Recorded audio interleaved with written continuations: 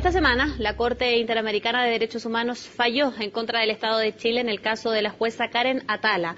Recordemos que en el 2004 la Corte Suprema retiró la custodia de las hijas de Atala debido a la orientación sexual de su madre, hecho que además motivó un reclamo en el organismo internacional. Queremos conversar sobre las implicancias de este histórico caso y ya tenemos acá en el estudio de CNN Chile a Ana Piquer, directora ejecutiva de Amnistía Internacional Chile. Muchas gracias, Ana, por estar con nosotros. Buenos días. Buenos días, Catherine, gracias. Bueno, comentábamos fuera de cámara, tuvimos que interrumpir ahí un poco la conversación, de que después de 9 años hay una resolución respecto a esto. O sea, tiene una trascendencia por el contenido, pero también me imagino por la cantidad de años que se demora en tramitar una respuesta.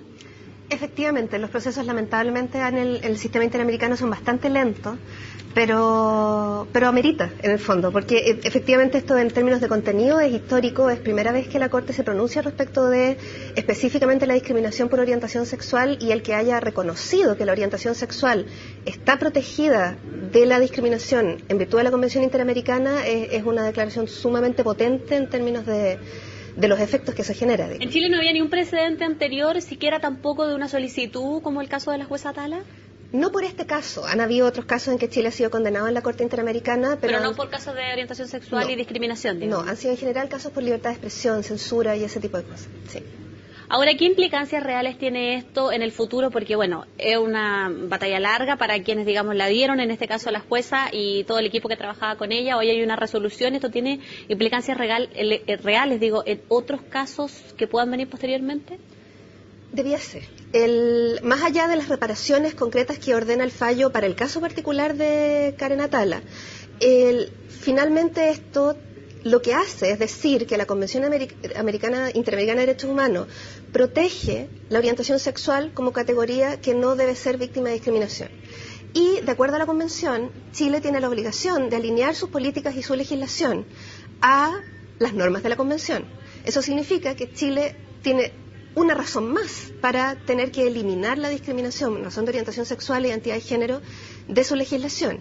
Y eso implica partir, por ejemplo, por incluirla en la ley antidiscriminación que está hoy día en tramitación en el Congreso. Hay una determinación ahora. Yo recuerdo hace un par de meses estar con el equipo que trabajaba con Karen Atala en todo esto y hicieron una especie de balance de todo lo sucedido en estos años respecto a las distintas etapas, además, porque la Corte tiene distintas etapas y según cómo se vayan cumpliendo hay rangos más extremos al cual se llegó en este caso. ¿Hay políticas que se hayan implementado concretamente a partir del momento en que empezamos a hablar de este tema, independiente del fallo que hoy conocemos? ¿Como política de Estado? Nada en específico.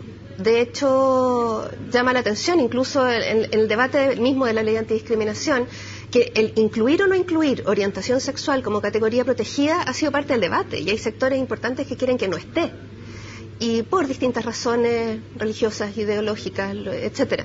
Y entonces, la verdad es que no hay un alineamiento claro todavía en términos de dar protección contra la discriminación a las personas en razón de su orientación sexual o su identidad de género. Esta sanción hoy obliga, sí, a que el Estado chileno tome políticas que tiendan a evitar que sucedan casos como el de Karen Atala, ¿no? Desde el punto de vista de las reparaciones que establece la sentencia, hay algunas obligaciones. Por ejemplo, está la obligación de desarrollar programas de capacitación y educación para funcionarios públicos en esta materia. Y hay una obligación de publicar el resumen oficial de la sentencia en distintos canales y una obligación de hacer un reconocimiento público de responsabilidad internacional por parte del Estado de Chile. Ahora, esto va un paso más allá, porque más allá de las reparaciones, como te decía, también hay una obligación internacional general a raíz de la Convención Americana de Derechos Humanos de que Chile debiera alinear su legislación a las normativas de la Convención.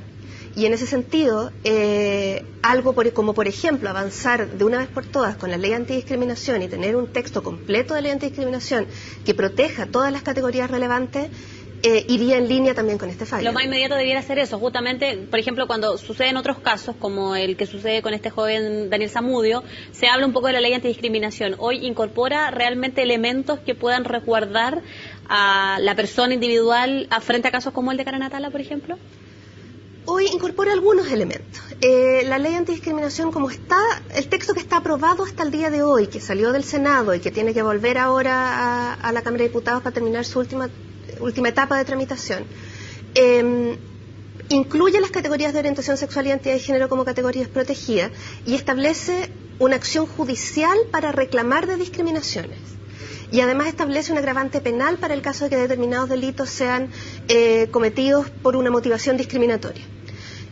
No incluye hoy día ningún tipo de medidas de prevención ni una obligación del Estado de implementar políticas de prevención, por ejemplo, educación, capacitación, otras medidas de ese tipo.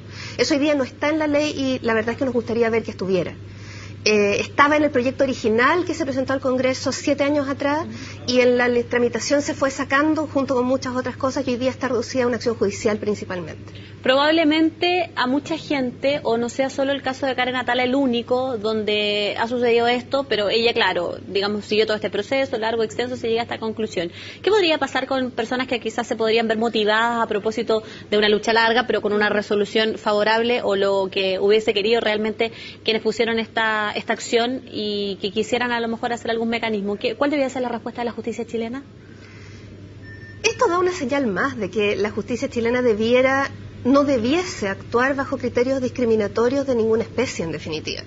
El caso puntual de la orientación sexual se ha vuelto emblemático hoy día, justamente por ahora como que salió justo el fallo del Karen Atala y sucedió el caso de Daniel Zamudio, y eso te revela que finalmente la discriminación va mucho más allá de hoy no le dieron el trabajo o algo como muy puntual, sino que lleva a tragedias humanas, a vidas que se cambian completamente en términos que para la persona significa una verdadera tragedia. Entonces la discriminación lleva a formas extremas que pueden llegar a violencia como la que vimos en el caso de Daniel Zamudio.